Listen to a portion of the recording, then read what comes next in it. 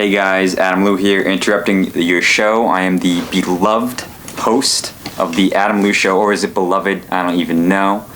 I'm not gonna lie, the main reason I do this podcast is because I want to make some money, okay?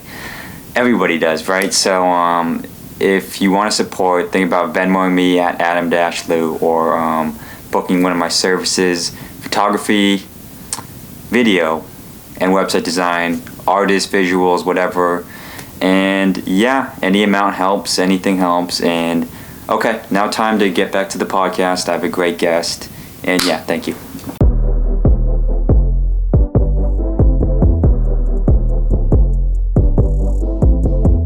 All right, ladies and gentlemen, this is the 15th episode or 16th episode of the Adam Lew Show. You know, I don't remember. It doesn't matter. Doesn't matter who's keeping track, anyways. I'm here with porkidd. What's artist, What's good? Yeah. And B, his friend, who came along too. That's right. So how's it going, guys? It's going good. Living life. Yeah. Trying to. Getting all this shit prepared. I got a lot of things coming up. I don't go anywhere without my people. So Yeah, I got you. What's the word with you, B? Not much, man. We just ready for this show coming up, man. Yeah. April 21st. Make sure y'all appear. Yeah, yes, sir. And wait, why the name porkidd? Where did that name come from? I have to know. That's the first question. When I was telling people I'm having porkidd, and they're like, "Wait, what? What's up with that name?" Yeah. So So I had a different name before. So I used to go by the name Tano when I first started doing music. Okay. Well, actually, there was even a different name before that. But so I had a lot of things going on in my life in the past 2 years. I was homeless. Okay.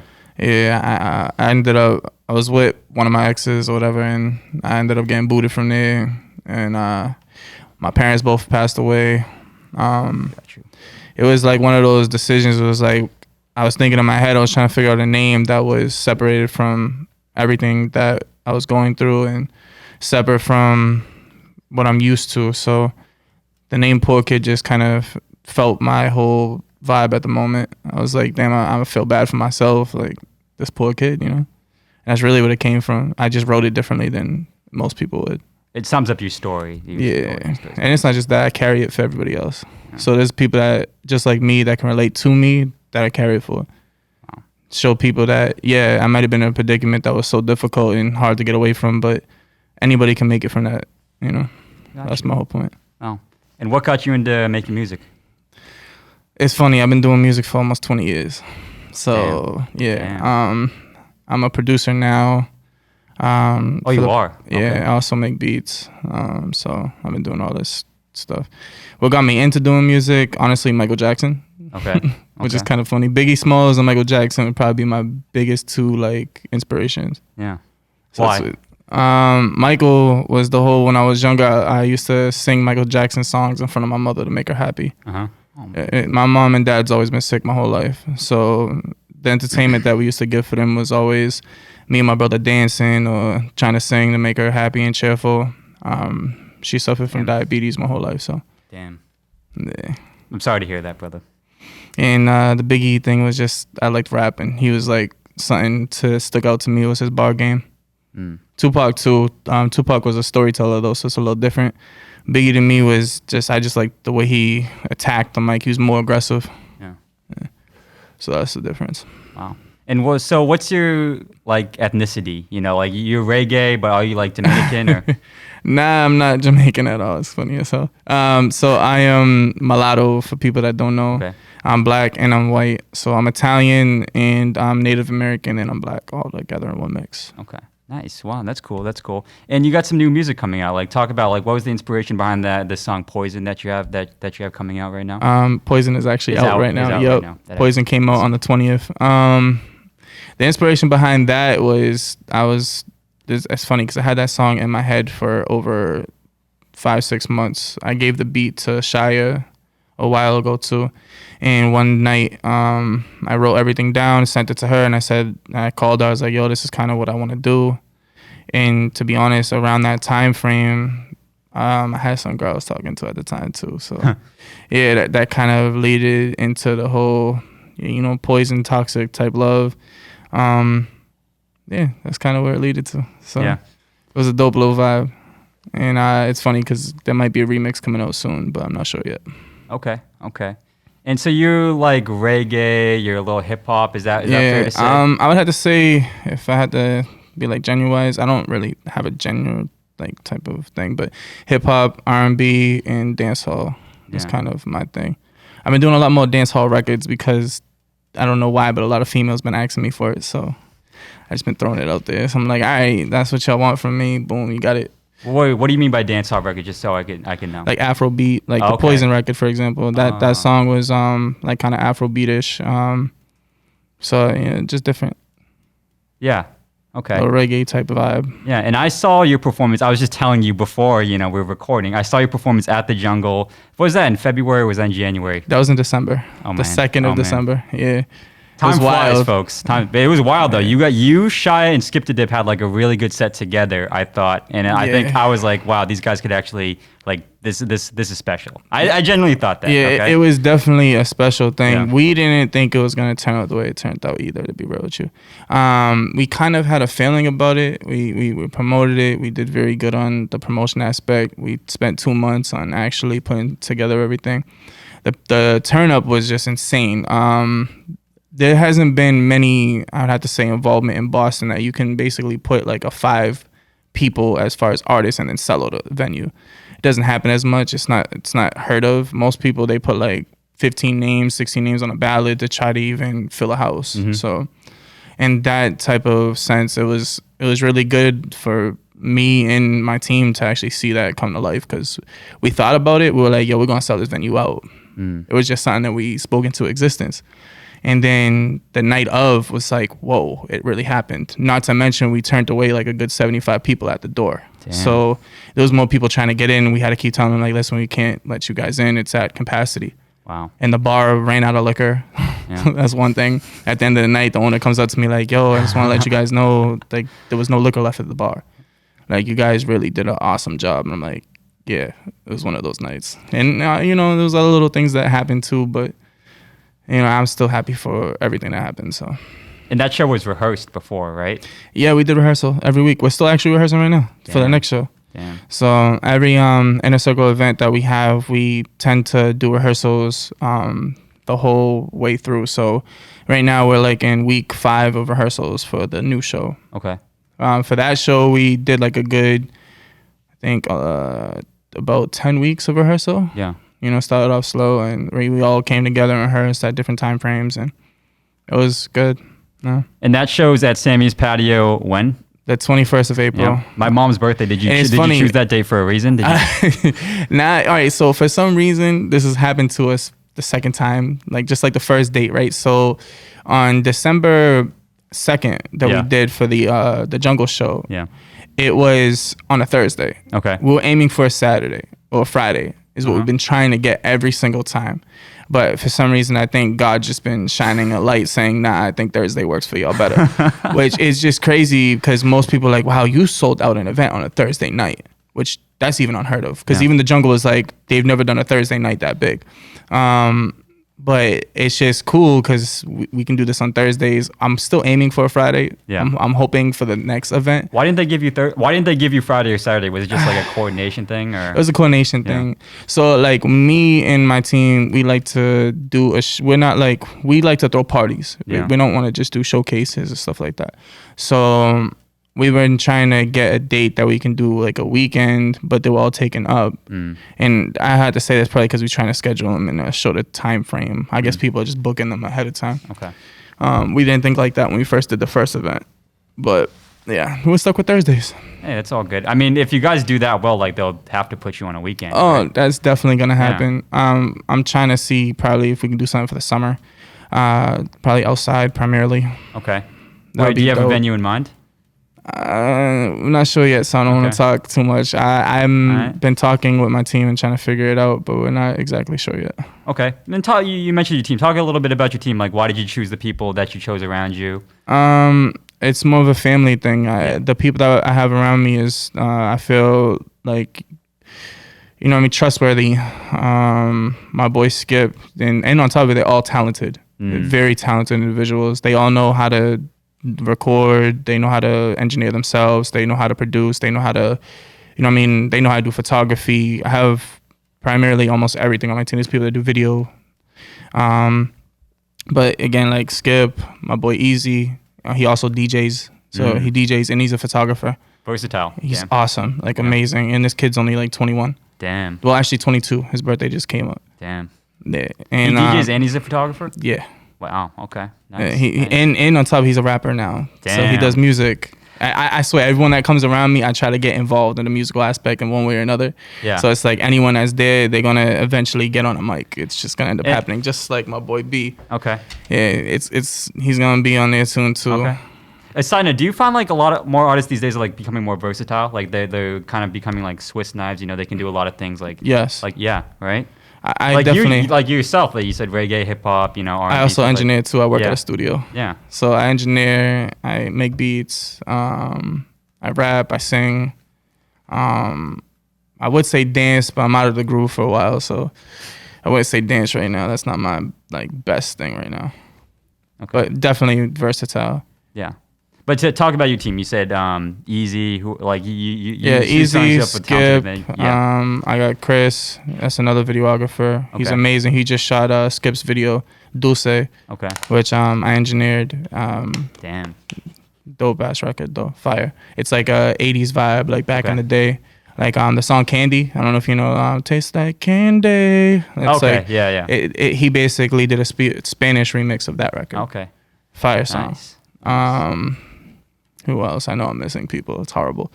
My boy Vu, and he's another videographer, big huge videographer within the Boston area. Damn, it's a lot of people. If I missed you, I shout y'all out. I love all y'all.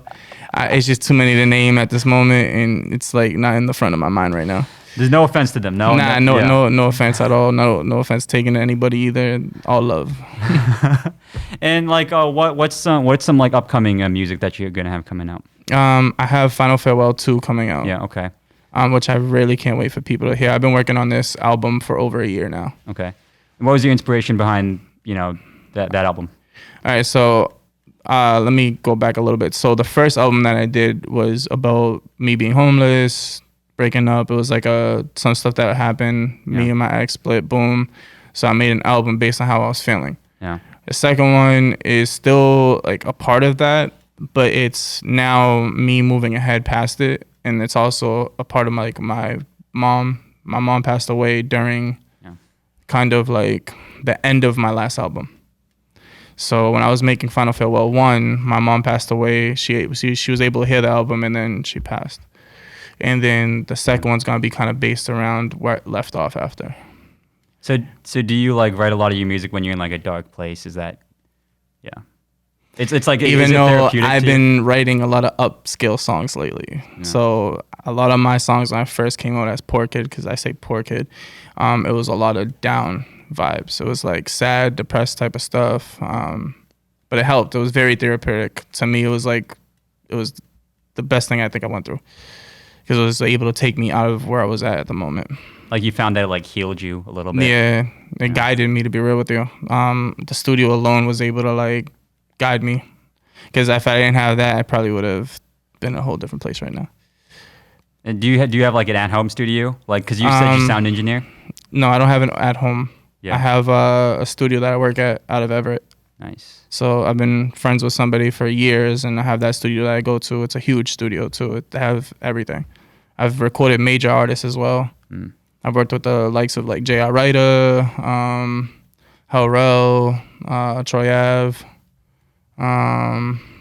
There's a whole bunch more, but just all in the back of my mind. There's too much going on.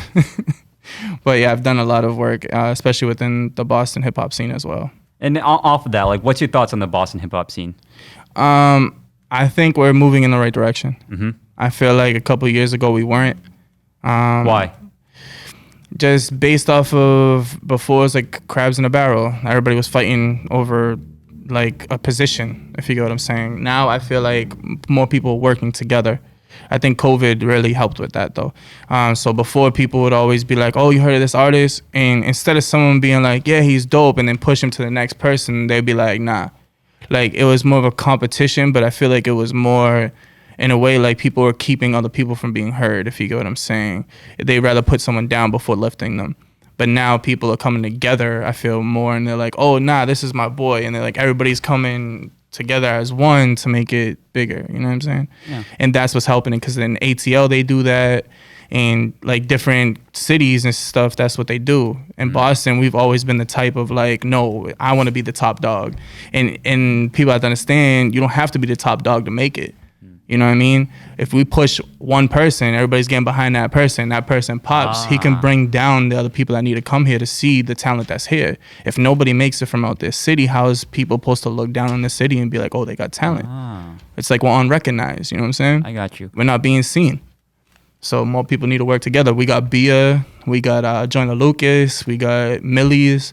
We got all these people now finally breaking through the city. And that's another reason why I'm happy, because it's making more shine of a light on everyone that's doing work, everyone that's doing their music, you know what I mean? I got you. So Why do you think COVID changed that? it made people more have to communicate. You know what I mean? I feel like people weren't communicating as much. As soon as COVID happened, we had to figure out a different way to market ourselves. And when we had to do that, it's like we had to communicate. You know what I'm saying? We had to be like, yo, I need this from you, or can you help me with this? You couldn't just go to a studio anymore either. So a lot of people got more connected, even friendlier, you know? So that helped. Wow. And so what do you see going forward so do you see more artists blowing up? And then because more artists will blow up, like the whole city will do well. I definitely see a lot of more artists blowing up. I see a lot of more people grinding more heavier. Like we got G Nipsey, for example. He's underneath Millie's with the whole team and all them that they're doing. And they're all moving now. So anyone that's underneath him is doing pretty well. I feel like probably in the next year, we're going to hear a lot more names popping out. Yeah. I definitely. And then I also have my own artist, Shia. Shout out to her. And she's a singer, and I feel like she's gonna make it somewhere far. You know, the talent is incredible. Like just from hearing them alone, it's gonna make a whole mark on the industry. How about yourself?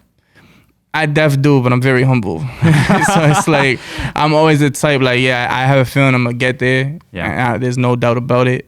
But I always want to see my city shine as a whole. So it's like I rather see, even if I don't get there, I rather see all my homies shine. He gonna get there for sure. Yeah, that's for sure. But I love seeing people shine, man. It's just amazing. I put so much work into other people for years, and then you know what I mean. It's great to see people get to where they're going. What do you think it takes to be an artist to blow up? Consistency, consistency, and you know the work ethic. You gotta put a lot of work behind it.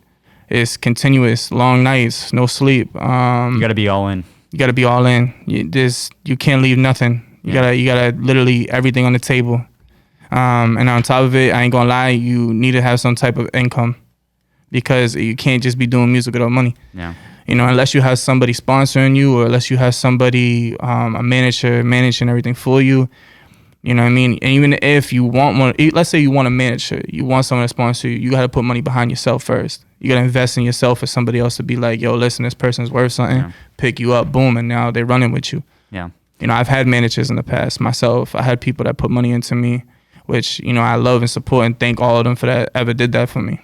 And what did they get back when they put money? Did they get like royalties on your music or something like that? To be honest, a lot of people that I had around me, they didn't get much back, to be real. A friendship that lasts for a lifetime. And if, like, you know what I mean, if I end up taking off and blowing up the way I want to be, they're going to be set for life. That's how I look at it. All my people around me going to be set no matter what. And I've done told that to everybody. He knows that. He knows what's up. Yes, sir. So it's you know what I mean, we all eat. That's why I even said, even with me, I was like, even if I don't, the people that have set up, I know we're going to be good. We all good, man. You know? That's it. That's It's like a basketball team. I Feel got me? you. That's how I look at it. One man team doesn't work out. You got to have everybody. I got you. Yeah. So we definitely want to blow up. I definitely hope that happens for you, for everybody. Yeah. And I know I see myself there somewhere. Trust me. Yeah. I already have like close locations. You hear me? I got close ties with a lot of people already that are in the industry. So it's dope. I got a track that I'm gonna be releasing soon with Trey the Kid. He made it from out of Boston. A lot of people down talk him and stuff like that because he be doing some funny shit sometimes. But he cool. He cool. You know what I mean? Yeah. So I got something coming with him soon. I got a song also with David Corey that was on my last album, and he's a singer. He was on the X Factor. Oh wow, nice. Yeah, nice. And he was awesome, crazy singer. You can look him up on YouTube. I also got a song with Knowledge. You you know, 2K5 that was from out of Lawrence and stuff like that. Yeah, you have that confidence. I mean, like a lot of artists, they lack that confidence, and I think that's like half of it, right? Man, it's the knowledge too. Yeah. It's not just the confidence. I feel like I've been doing it so long. You know, it's like it became like second nature. You know, so I'm hoping that even me, I can leave a mark on other people or inspire others to, you know, uplift and keep going. All right. I was told that you had a freestyle ready. You know, the famous freestyle, Yeah, Adam Lew man. show well, it's not really famous. Well, you know, in my mind it is. You know? Almost like the 5 fingers of death type of thing. Yeah. Yeah. So you got, do you have it ready? Sure, why not? Yeah, I guess so. Yeah, you got something? Do you want a beat or something? Depends on how to beat it. I'm over here thinking about how the beat would go. No, how about you just do it a cappella? Acapella, Yeah. my nigga bundle stay with runs, moving OZs, putting holes in y'all niggas like it's Swiss cheese. Knock the noodle out the box, that's that Kraft Mac. I used to stash 1,001s in my backpack before I hit 21 like it's blackjack. My favorite gun at the time was the Matte Black. My bitch used to stuff dope up her ass crack. I was bumping Wheezy ass and where the cash at. Smoking, getting high when I'm feeling low. Fill up the clip just to empty up my soul. When these bullets interact, you can see the realest fold. Put a shield around my heart every time I hit the road. Cause these bitches do you dirty and the cash is always closed. She fucking on your man, that's just how the story goes. No laws to the streets when they fucking up the code. I want platinum in this booth, fuck a record going gold. Frostbite on my teeth, everything I spit is cold. Hit that $1 million mark, watch my dreams unfold. Took my family out the hood, turned a Civic to a Rove. Project housing 36 on the show. All 4 burners, 36 on the stove. Straight drop, 2 bad bitches working in lace tops. Come on, man. My goodness, that was good. That was real good. Is that gonna be in any song? Or did you just write that like before? This? Nah. So I got a record that's gonna be coming out with my boy Pac. Yeah. Okay. It's a little bit of that. Not everything, but it's a little bit. Word. You know Thank what I'm you. saying? Thank you. Well, one last time, plug yourself. Like you got the show coming up. You got some new music So coming yeah, I up. got a show April 21st. The whole Inner Circle gonna be there. Shout out to the whole Inner Circle. Also, you can find me at porkidd everywhere. Yep. You know what I mean? And just I'm a shining star. We gonna get it. Hell yeah. Put Boston on the map, baby. Right? That's a fact. Yeah. And again, my label is 400 LTL. So Yeah. Okay. we gonna move. We out here. And where can they follow you? B. You can call me B. But at the same time, you can go on Instagram and find me at 1t.scott, I believe. Yeah. Yeah, that's Yes, my sir. Instagram. Yeah. Thank you for joining us too. I I know you didn't talk appreciate much, you. but you know you were a spectator. You know I Yeah, appreciate man, it. I'm of always here to course. support That's my family. brother right here. Yeah. Thank you. Thank you. That's family. We out here. Yeah, we out. And then you can follow me, Adam Lew 22, aml-creative.com for photography, videography, website design. And yeah, thank you guys for coming on. No doubt. Shout out to you, man. Thank you. All right.